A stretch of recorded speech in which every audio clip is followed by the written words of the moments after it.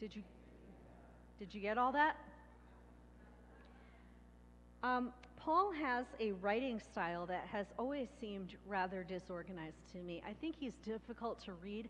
I find him very hard to preach on. So I just want to start with that statement today. He seems a little bit all over the place. So if I seem like that today, it's Paul, not me. He kind of moves from one idea to the next, and then back to the first, and then over here to something else, and he winds around, and he can be very confusing to read. And I don't think that Mrs. Younce and Mrs. Coker, my middle school writing teachers, who I credit with a lot of my ability to communicate clearly, would have approved of the way that Paul wrote. Sometimes when trying to understand what another person is saying, I've found it helpful to try to restate it in your own words. Sometimes this is called active listening. So I'm going to try that with Paul here today. And I think that will also help us to understand Paul's communication if we imagine how he might have done this if he were communicating today. So how do you think Paul would get his message out to his listeners far and wide? Would it be sound bites on social media, or in a tell-all interview, or maybe he would publish a book? If this were modern day, I imagine that this portion of Paul's letter, the very first few verses that I'm going to read for you again, would be found on the homepage of his website under bio. So here's my interpretation of Paul's words. My name is Paul. I am a Jew and a Roman citizen. I have dedicated my life to serving Jesus. My calling in life is to proclaim the good news about Jesus of Nazareth, the descendant of David, who is also the Son of God, which we saw proof of when he was raised from the dead. Through Jesus, all of us have received grace and have been sent forth to invite the Gentiles, which are anyone who is not Jewish, to share in this good news. And then comes the salutation, and Paul says, "To the people whom God loves in Rome, you who are called to be set apart." Next, Paul states his reason for writing. "First, I thank God for you because everywhere I go, I hear reports of your faithfulness, and I'm always praying that I will be able to come visit you. I'm longing to see you so that I can help you grow even stronger in your faith. But actually, I think you have a lot to offer, and we would be able to encourage one another in faith. I want you to know that I've planned to come and see you, but something has always come up.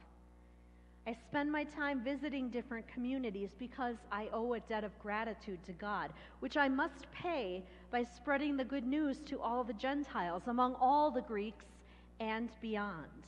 And I am eager to pay that debt by serving among you."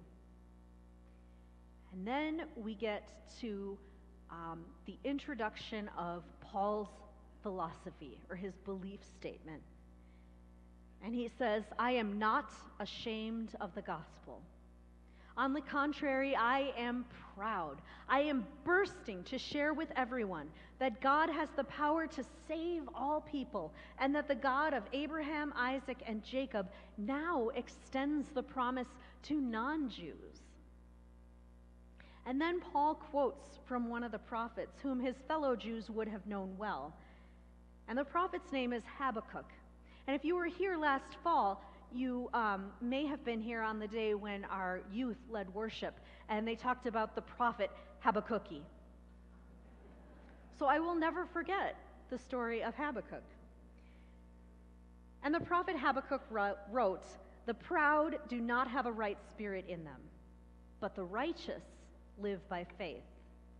In the gospel, God reveals God's desire for justice. First and foremost, why did Paul write this letter? He had never met the Romans. He didn't start the church there, but he wrote this letter toward the end of his career because he was interested in expanding his ministry westward. He wanted to go to Spain and beyond. He never got there, but that was his goal.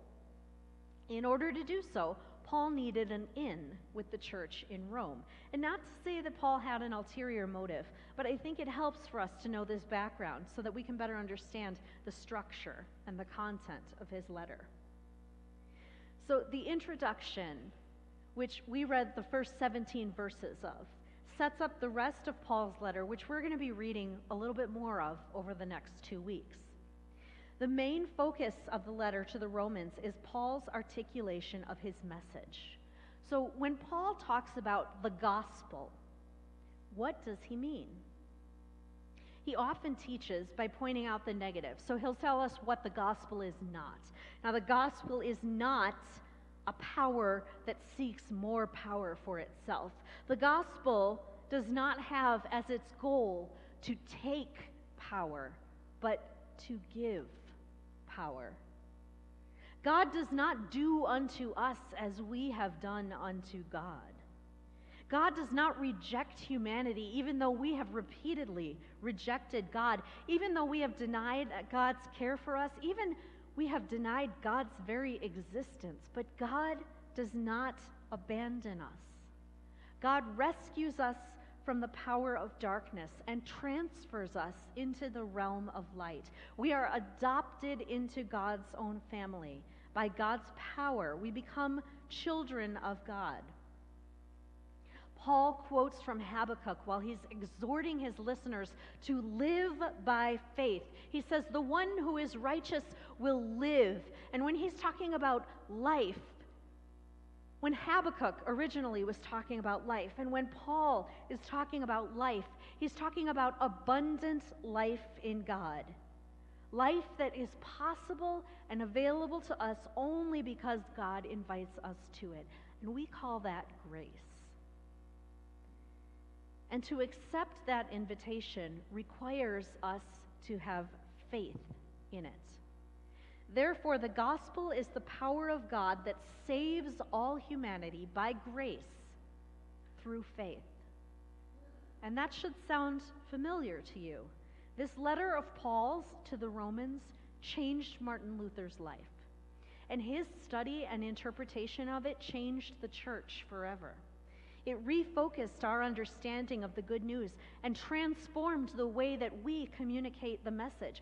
Paul says, I'm not ashamed of the gospel. It's kind of the theme verse for this whole letter. I'm not ashamed of the gospel. Well, why on earth would we be ashamed?